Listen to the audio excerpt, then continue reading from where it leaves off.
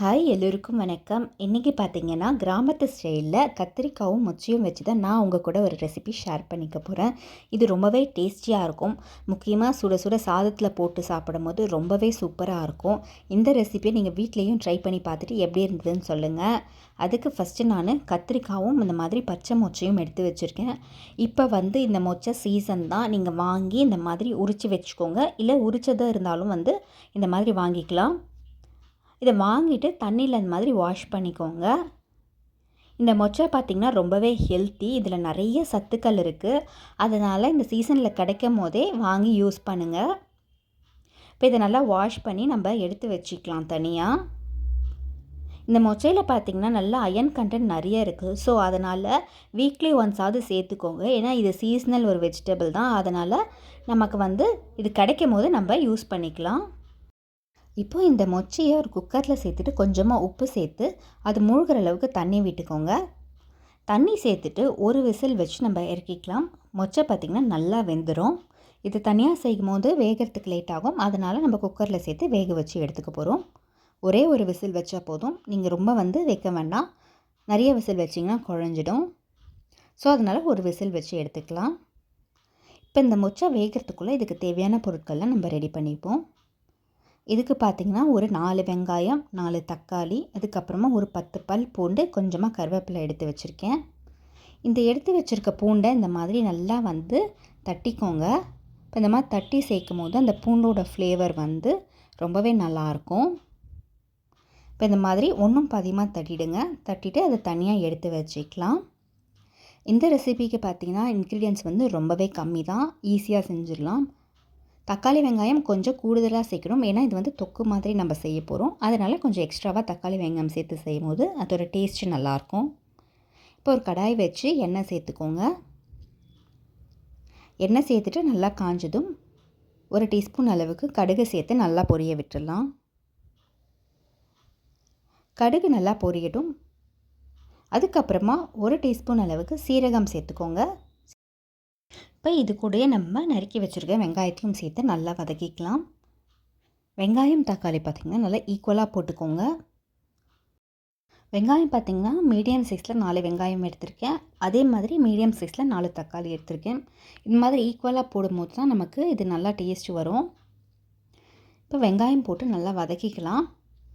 ஒரு 2 நிமிஷம் அளவுக்கு வெங்காயத்தை வதக்கிக்கோங்க.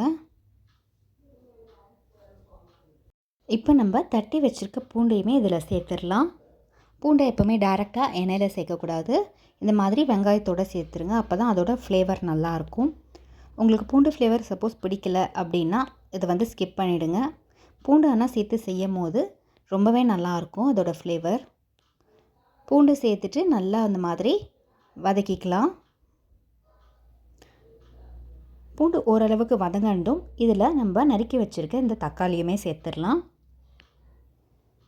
இப்போ இதுக்கு பார்த்திங்கன்னா இந்த மாதிரி நல்லா பழுத்த தக்காளியாக சேர்த்துக்கோங்க. சேர்த்துட்டு அதையுமே நல்லா வதக்கிக்கலாம். இப்போது இந்த ரெசிபிக்கு தேவையான அளவுக்கு நம்ம உப்பு சேர்த்துக்கலாம். உப்பு சேர்த்துட்டு நல்லா வதக்கிடுங்க. இது கூடவே ஒரு 1/4 டீஸ்பூன் அளவுக்கு மஞ்சள் தூளும் சேர்த்துக்கோங்க. மஞ்சள் தூள் சேர்த்து நல்லா வதக்கிக்கலாம். தக்காளி பார்த்திங்கன்னா முழுசாக வதங்கணும்னு அவசியம் கிடையாது. ஒரு 3/4 பதம் வெந்தால் போதும். இது கூட கொஞ்சமாக கருவேப்பிலை சேர்த்துக்கோங்க. சேர்த்துட்டு நல்லா வதக்கி விட்டுடலாம். இப்போ தக்காளி பார்த்திங்கன்னா ஓரளவுக்கு வெந்துருச்சு.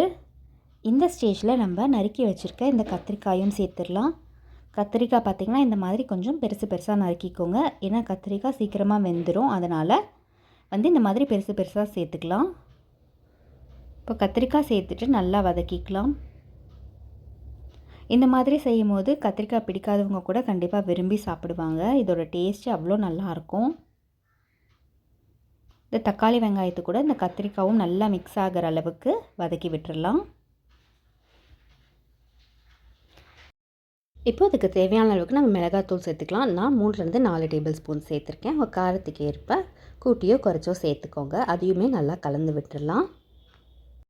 இப்போ இந்த கத்திரிக்காய் வேகிறதுக்காக ஒரு 10 நிமிஷம் ஒரு மூடி போட்டு நல்லா வேக வச்சுருங்க. ஒரு 3/4 பதம் வரைக்கும் வேகட்டும்.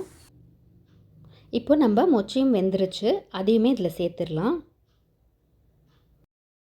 இப்போ 10 நிமிஷம் கழித்து ஓப்பன் பண்ணி பார்த்தா ஓரளவுக்கு கத்திரிக்காய் வெந்திருந்தது.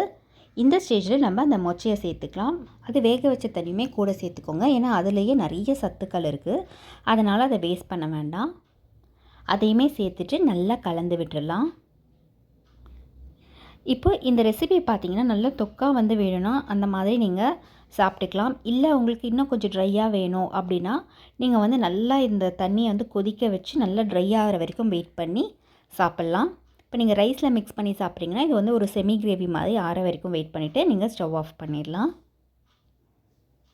இப்போ எல்லாம் சேர்த்துட்டு லாஸ்ட்டில் கொஞ்சமாக பெருங்காயம் மட்டும் சேர்த்துருங்க. சேர்த்துட்டு நல்லா கலந்து விட்டுருங்க.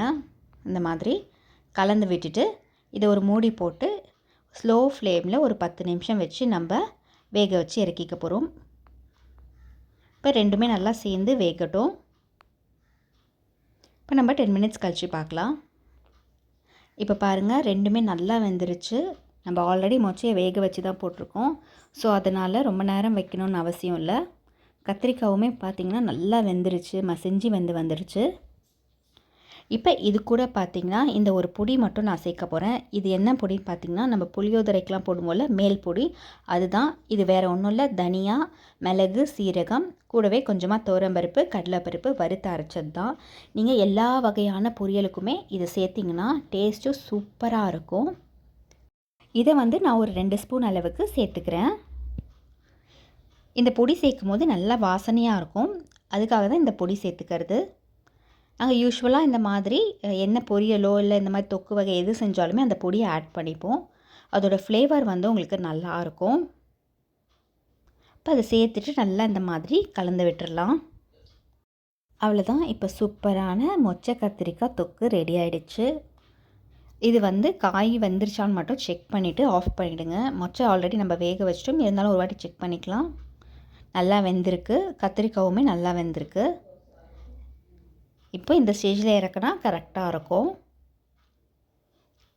இந்த மாதிரி கன்சிஸ்டன்சியில் இறக்கிக்கோங்க. அப்போ தான் ரைஸில் போட்டு சாப்பிடும் போது நல்லாயிருக்கும். லாஸ்ட்டாக கொஞ்சமாக வந்து கருவேப்பிலை கொத்தமல்லி தூவிட்டு நம்ம இறக்கிடலாம். அவ்வளோதான், நமக்கு இந்த ரெசிபி ரெடி ஆகிடுச்சு. இந்த மாதிரி நாட்டு காய்கறிகளை அடிக்கடி வந்து சமையலில் சேர்த்துக்கோங்க. இது ரொம்பவே நல்லது உடம்புக்கு. இந்த தொக்கு பார்த்திங்கன்னா லஞ்ச் பாக்ஸுக்கு கூட நீங்கள் குழந்தைங்களுக்கு கொடுக்கலாம். சாதத்தில் இந்த தொக்கு கொஞ்சம் போட்டுட்டு கொஞ்சமாக நெய் விட்டு நல்லா மிக்ஸ் பண்ணி கொடுங்க. கூடவே நீங்கள் வந்து ஒரு சிப்ஸோ அப்பளமோ வச்சு சாப்பிட்டா கூட போதும். அவ்வளோ நல்லாயிருக்கும் டேஸ்ட்டு. குழந்தைங்களும் கண்டிப்பாக விரும்பி சாப்பிடுவாங்க. கத்திரிக்காய் பிடிக்கலன்னு சொல்கிற குழந்தைங்க கூட இந்த மாதிரி செஞ்சு கொடுத்துருங்க, கண்டிப்பாக சாப்பிட்டுட்டு வருவாங்க. இந்த வீடியோ கண்டிப்பாக உங்கள் எல்லாருக்கும் பிடிச்சிருக்கும்னு நினைக்கிறேன். உங்களுக்கு இந்த வீடியோ பிடிச்சிருந்தா ப்ளீஸ் லைக் பண்ணுங்கள், ஷேர் பண்ணுங்கள், கமெண்ட் பண்ணுங்கள், மறக்காமல் சப்ஸ்கிரைப் பண்ணிவிடுங்க. தேங்க்யூ.